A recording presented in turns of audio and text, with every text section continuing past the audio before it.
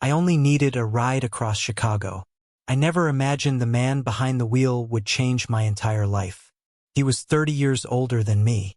Calm, kind, the kind of person who looked like he'd already lived 100 stories. I was 22, fresh out of college, broke, and trying to figure out who I was. Everyone warned me to stay away from him. My friends said the age gap was too much. His friends said I would only break his heart. So why couldn't we stop thinking about each other? The truth is, our love didn't begin in the back seat of his taxi. It began with a wallet I accidentally left behind, and a secret Marcus had been carrying for years. By the time I found out what that secret was, I had already fallen in love with the one person I was never supposed to love. I'm 22 years old, and if you had asked me 6 months ago where I'd meet the love of my life, I probably would have said a coffee shop, a bookstore, or maybe a friend's party. I definitely wouldn't have said the back seat of a yellow taxi in downtown Chicago. At the time, I had just graduated from college and moved into a tiny studio apartment on the north side. My savings were disappearing faster than I could earn them, and every morning started the same way, sending out job applications that rarely got replies. My parents lived in another state, and most of my college friends had already scattered across the country. For the first time in my life, I felt completely on my own. One Friday afternoon, after another disappointing interview, I stepped onto Michigan Avenue feeling exhausted. I raised my hand, and a yellow taxi pulled up to the curb. The driver looked older than most cab drivers I'd seen. His silver hair was neatly trimmed, his beard was short, and he wore a navy blue button-down shirt with the sleeves rolled to his elbows. His smile wasn't forced like customer service smiles. It was calm, genuine. "Where to?" he asked. "Lincoln Park." "You got it." His voice was steady, almost comforting. For the first few minutes, neither of us spoke. Chicago traffic crawled around us while classic rock played quietly through the speakers. Then he glanced at me in the rearview mirror. "Tough day." I laughed under my breath. "Is it that obvious? You've sighed 4 times since you got in." I couldn't help smiling. "Job interview. How'd it go?" "I think they decided they didn't need me before I even walked through the door." He nodded knowingly. "I've had days like that." "You?" "I've had a lot of different lives." That answer caught my attention. "What does that mean?" He smiled. "It means I'm 52, and life has a funny way of changing your plans." Before I could ask another question, we arrived outside my apartment building. I paid the fare, thanked him, and climbed out. He gave me one last friendly nod before driving away. I figured that would be the end of it. It wasn't. 20 minutes later, my phone rang. Unknown number. "Hello. Is this Owen?" "Yeah. This is Marcus. I drove you home." I frowned. "How did you get my number?" "You left your wallet in the back seat." My stomach dropped.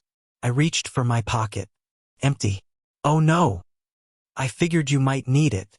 I definitely do. "I've already turned around. I'll be there in about 10 minutes. "You really don't have to." "I know." There was a pause. "But I'd rather return it than let someone else find it." 10 minutes later, the familiar taxi pulled up outside my building. Marcus stepped out holding my worn leather wallet. Everything was still inside. Cash, cards, driver's license. Even the $20 bill my grandmother had given me for good luck before graduation. "You checked everything?" he asked. I looked through it quickly. "It's all here." "Good." I smiled. "Most people would have just dropped it at the dispatch office." He shrugged. "My father always told me your character is measured by what you do when nobody's watching." For some reason, those words stayed with me. I thanked him again. As he turned to leave, I asked the question that surprised even me. "Can I buy you a coffee sometime? You kind of saved my week." He chuckled. "I think that would be breaking the customer-driver rules." "There are rules." "There probably should be." I laughed. "So, is that a no?" Marcus looked at me for a long second. "I finish my shift every Sunday at 4. He reached into his pocket and handed me a business card with nothing but his first name and taxi company printed on it. "If you're serious, meet me at the cafe across from Navy Pier." Then he climbed back into his taxi and drove away. I stared at the card for several seconds before slipping it into my wallet. The entire weekend, I kept telling myself I wasn't actually going to meet him. He was just being polite. Besides, there was a 30-year age difference between us. What would people think? By Sunday afternoon, I had convinced myself not to go. At 3:40 p.m., I was still sitting on my apartment couch in sweatpants. At 3:45, I changed into jeans. At 3:50, I told myself I'd only walk around Navy Pier. At 3:55, I was already standing outside the cafe. Marcus arrived exactly at 4. No taxi.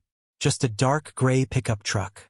He spotted me through the window and smiled in a way that somehow made the busy cafe feel quiet. You actually came. I almost didn't. He held the cafe door open for me. I'm glad you changed your mind. Over coffee, the conversation flowed far more easily than either of us expected. Marcus told me he'd driven a taxi for nearly 15 years after selling the small construction business he'd once owned.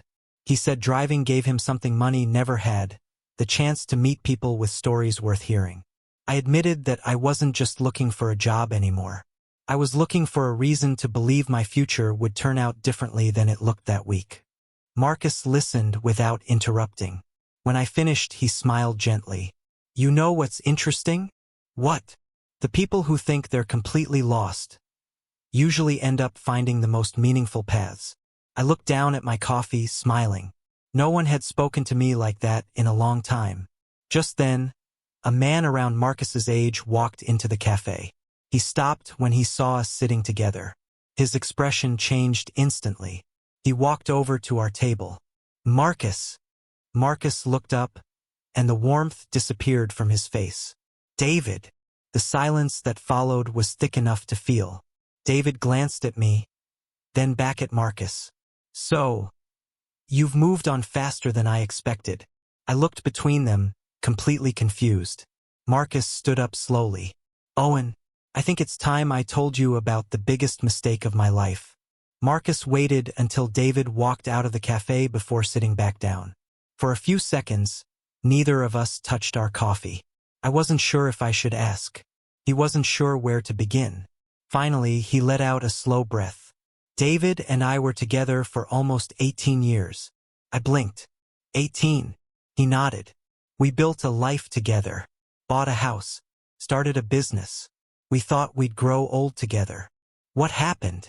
Marcus stared out the cafe window toward the busy sidewalks. People don't always leave because they stop loving you. I frowned. Sometimes, they leave because they stop believing you're enough. Those words landed harder than he probably realized. I worked too much, he continued. I kept telling myself I was doing it for us. One day I came home and found half the house empty. I'm sorry.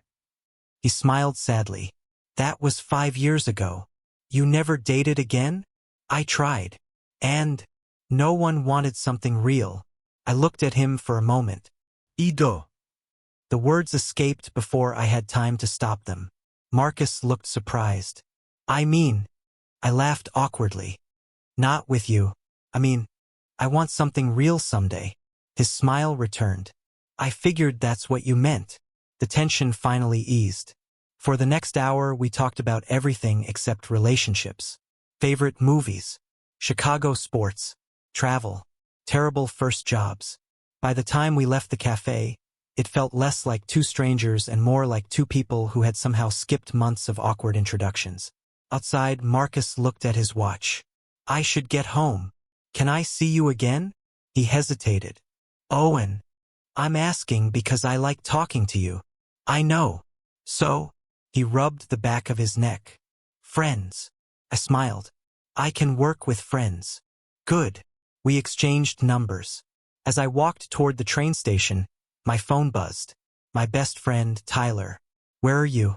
Coffee. With who? I smiled while typing. Taxi driver. 3 dots appeared instantly. Then another message. The 50-year-old taxi driver? I rolled my eyes. He's 52. Tyler called before I could reply again. You've officially lost your mind. I had coffee with someone 30 years older than you. We're just friends.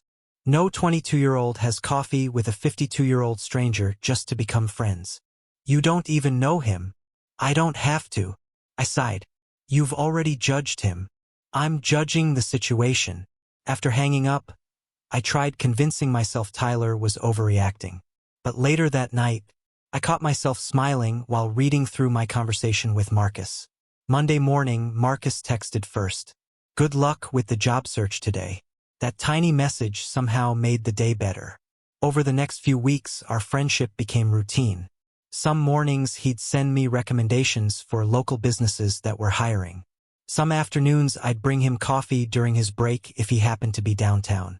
Sometimes we'd simply walk along the Chicago River after his shift, talking until sunset painted the skyline orange. Neither of us ever called it a date. Neither of us needed to. One evening Marcus parked his taxi outside a small neighborhood diner he'd been visiting for years.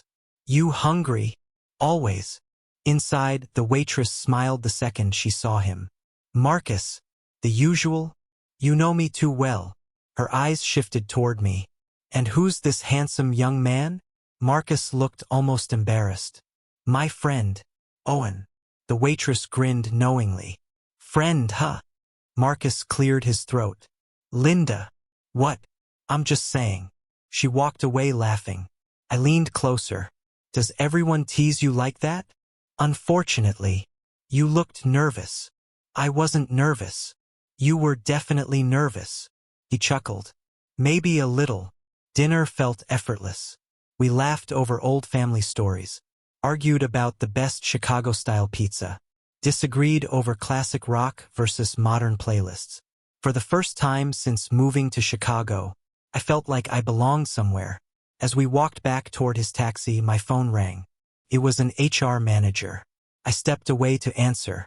5 minutes later, I returned with the biggest smile Marcus had ever seen. I got it. The job. I got the job. Without thinking, I wrapped my arms around him. Marcus froze, just for a heartbeat. Then he hugged me back. It wasn't long. It wasn't romantic. But it was enough to make both of us suddenly aware of how close we were standing. We stepped apart almost at the same time. Neither of us spoke. Then Marcus smiled. I'm proud of you. Those 4 words meant more than the job offer. The following Friday, I started my new position at a marketing agency in downtown Chicago. Everything felt like it was finally falling into place. Until my lunch break. I walked into the building lobby and stopped. Marcus was standing there, holding a small paper bag that I was driving nearby. He said, Thought you might forget to eat on your first day. Inside the bag was my favorite turkey sandwich from the diner. I laughed. You remembered. I remember things that matter. Before I could answer, someone behind me spoke. Owen. I turned. It was Emma, one of the account managers. She looked from me to Marcus, then back again. She smiled politely. Is this your dad? The air went completely still. Marcus forced a smile before I could answer. No. I'm just his friend. Emma apologized awkwardly and hurried toward the elevators. I looked back at Marcus. I'm so sorry. You don't have to apologize. But people see what they expect to see. He smiled, but it didn't reach his eyes. I should get back to work. He handed me the lunch bag and walked away before I could stop him. That night, for the first time since we'd met, Marcus didn't text me. The next morning, he still hadn't replied. 3 days passed. Nothing. No messages. No calls. No coffee invitations. It felt as though he'd quietly disappeared from my life. Then, late Tuesday evening, my phone finally buzzed. It was Marcus. His message was only one sentence. I think we should spend a little less time together. Before one of us gets hurt. I read Marcus's message 3 times before it finally sank in. I think we should spend a little less time together. Before one of us gets hurt. No explanation. No phone call. Nothing. I stared at the screen until the words blurred together. Then I called him. Straight to voicemail. I tried again. Voicemail. I typed out a long message asking what had happened. Deleted it. Typed another. Deleted that too. In the end, I sent only one sentence. Can we please talk? He read it. He never replied. The next week felt longer than the previous month. Work kept me busy, but every time I spotted a yellow taxi outside the office, my heart jumped. Every single time. It wasn't Marcus. Tyler noticed the change almost immediately. You've been staring out the window for 10 minutes. I'm listening. No, you're pretending to listen. I sighed. He stopped talking to me. Tyler folded his arms. The taxi driver? Marcus. You know his name. I've always known his name. Tyler looked at me carefully. You've fallen for him. I opened my mouth to deny it. Nothing came out. Because he was right. Somewhere between the coffee shop, the river walks, the late-night conversations, and the way Marcus always remembered the little things, I'd fallen completely in love with him. A few days later, my company assigned me to help organize a community fundraiser in Lincoln Park. Dozens of local businesses had volunteered. Food trucks, bookstores, coffee shops, even a transportation company offering free rides for seniors. As I walked between the booths carrying boxes of supplies, I froze. Marcus. He was helping elderly visitors step out of his taxi, smiling just like the day we'd met. For a second, our eyes met. His smile disappeared. He looked away. My chest tightened. I walked toward him. Marcus. He turned slowly. Owen. Can we talk? I'm working. It'll only take a minute. He glanced around before nodding toward a quieter sidewalk. Neither of us spoke at first. Finally, I asked, "Why are you avoiding me?" He rubbed his hands together. "I'm trying to do the right thing." "For who?" "For you. I never asked you to protect me. You shouldn't have to." I shook my head. "You're making decisions for both of us." His voice stayed calm. "You're 22. I know how old I am. You have your whole life ahead of you. And I'm 52. So, you'll wake up one day wanting someone your own age." No. "You think that now. I know that now." Marcus looked away. "I've already lived most of my life. You haven't. Owen. I don't care about the number." Ido. Before I could answer, a woman walked over and hugged Marcus. She looked to be around his age. Elegant, confident, beautiful. She smiled warmly. "There you are." Marcus hugged her back. "It's good to see you, Rachel." "Rachel." She looked at me. "And who's this?" "My friend." The word stung this time. Rachel smiled politely before turning back to Marcus. "You still coming to dinner tonight?" Marcus nodded. "I'll be there. I'll save you a seat." She squeezed his arm before walking away. I watched her disappear into the crowd. When I looked back, Marcus was already stepping away. I should get back. "Who's Rachel?" "A friend. Just a friend." He hesitated. "Goodbye, Owen." He walked away before I could stop him. That night, I couldn't stop thinking about Rachel. Maybe Tyler had been right all along. Maybe Marcus wanted someone closer to his own age. Someone with the same life experience. Someone who didn't make strangers assume he was their father. For the first time, I wondered if I had imagined everything between us. 2 days later, Tyler convinced me to go to a rooftop birthday party downtown. "You need one night without thinking about Marcus." "I am thinking about not thinking about Marcus." He laughed. "That's progress." The rooftop overlooked the Chicago skyline. Music played. People laughed. Someone handed me a drink. I tried to enjoy myself. Then a familiar voice behind me said, "Owen." I turned. "Rachel." She smiled in surprise. "I thought that was you." I forced a smile. "I've heard a lot about you." My heart skipped. "You have." She laughed softly. "Marcus talks about you all the time." Ist here. He does. Almost every conversation somehow comes back to Owen. Before I could process that, Rachel tilted her head. "You two aren't fighting, are you?" I looked away. "I guess we are." She sighed. "I was hoping he'd fix that." "What do you mean?" Rachel crossed her arms. "Marcus is the most stubborn man I've ever met. You know him well? We've been friends." For 25 years. Friends. She laughed. Oh God, no. We dated once. I felt my stomach sink. You did. For 3 months. And we figured out we're much better as friends. I blinked. That's it. That's it. She smiled knowingly. You thought I was his girlfriend. I didn't answer. She laughed again. You're adorable. I've been miserable for a week. And Marcus has been impossible. What do you mean? He canceled dinner. He stopped going to trivia night. He barely answers my calls. She looked directly at me. He's trying to convince himself that letting you go is the noble thing to do. My heart started beating faster. Rachel stepped closer.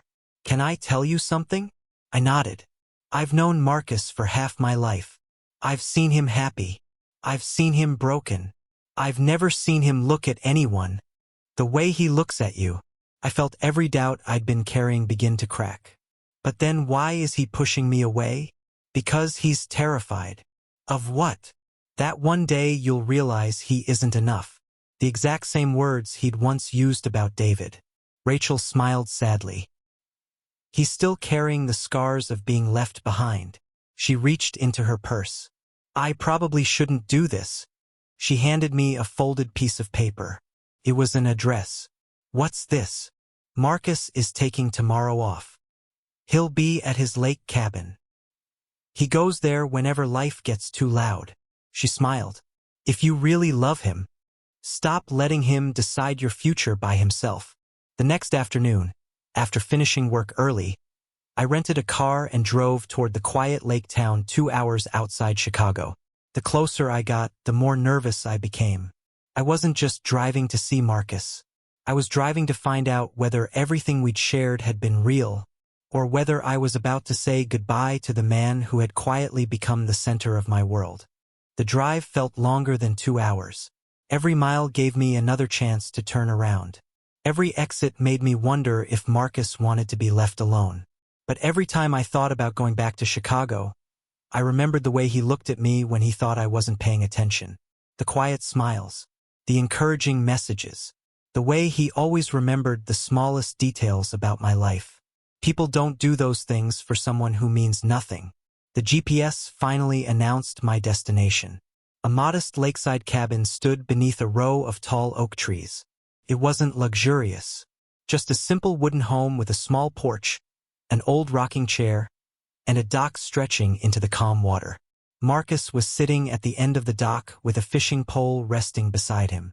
He heard my footsteps but didn't turn around. I figured Rachel would tell you. I stopped a few feet behind him. So you knew I'd come? I hoped you wouldn't. Why? Because this conversation is harder if you're standing here.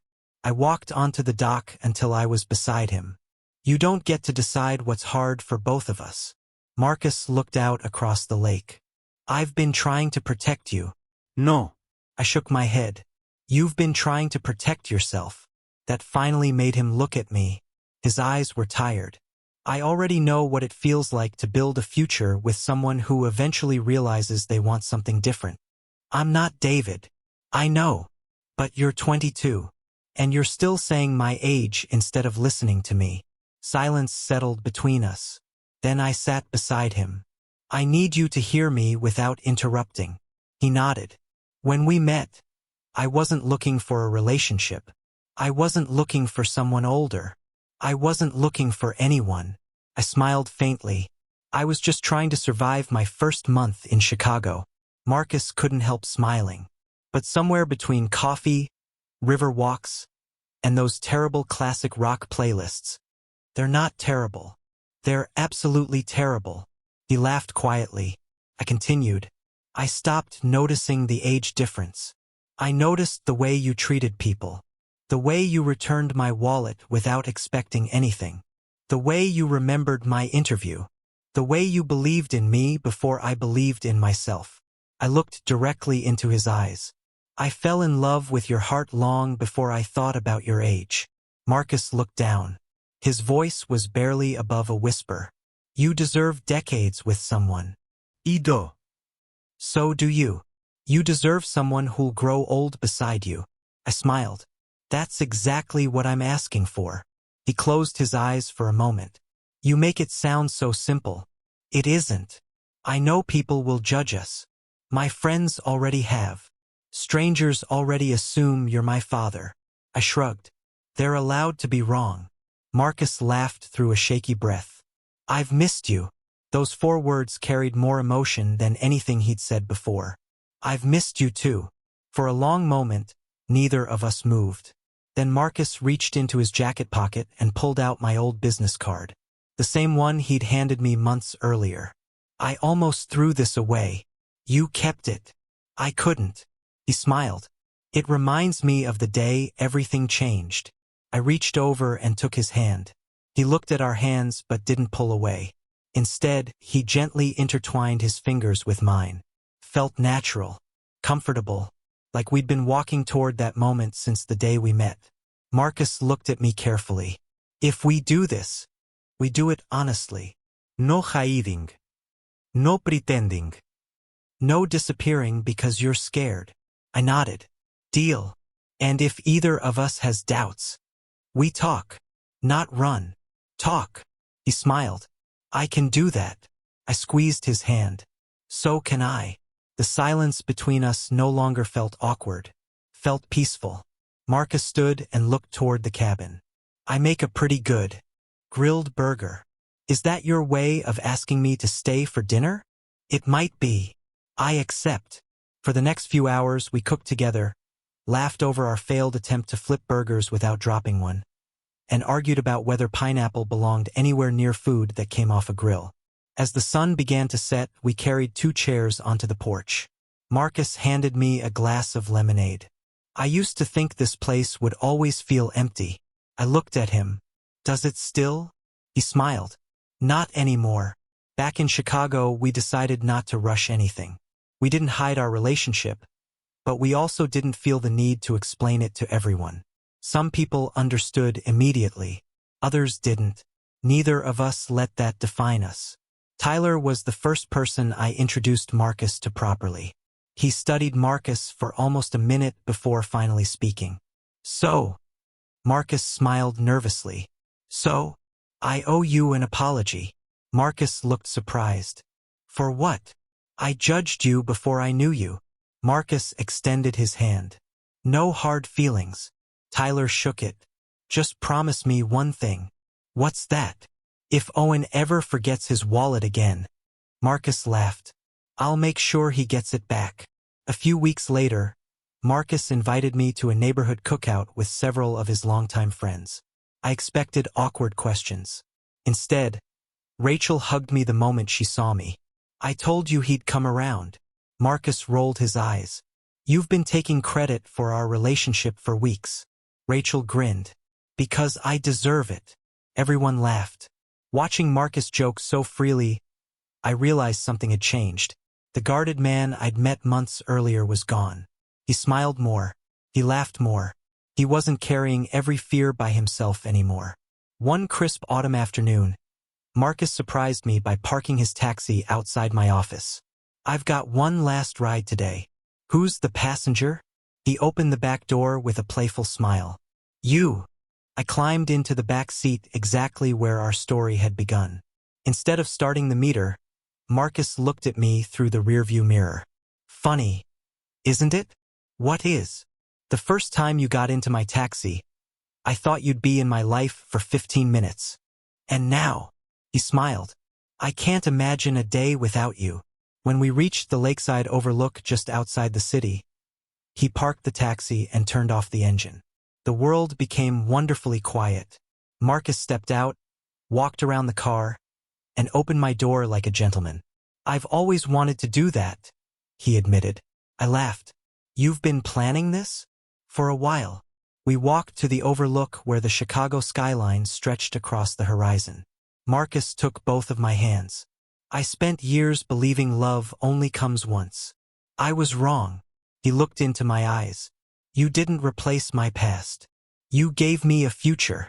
Emotion caught in my throat. You gave me one too.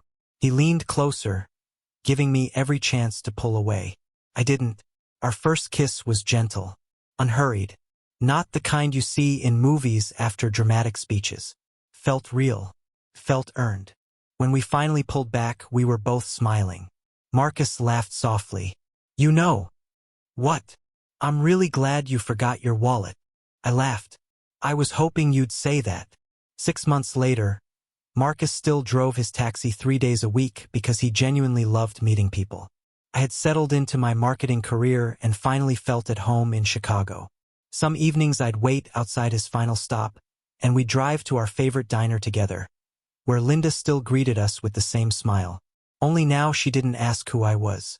She'd simply grin and say, "Your usual table is waiting." Marcus would reach for my hand beneath the table, and I'd squeeze it back without a second thought. Because sometimes love doesn't arrive with perfect timing. Sometimes it arrives after years of heartbreak, unexpected detours, and one forgotten wallet in the back seat of a taxi. And when it does, you don't measure it by age. You measure it by the way it makes two people feel like they've finally found home in each other. Before you go, tell me honestly, do you think love should be judged by age, or only by the way two people treat each other?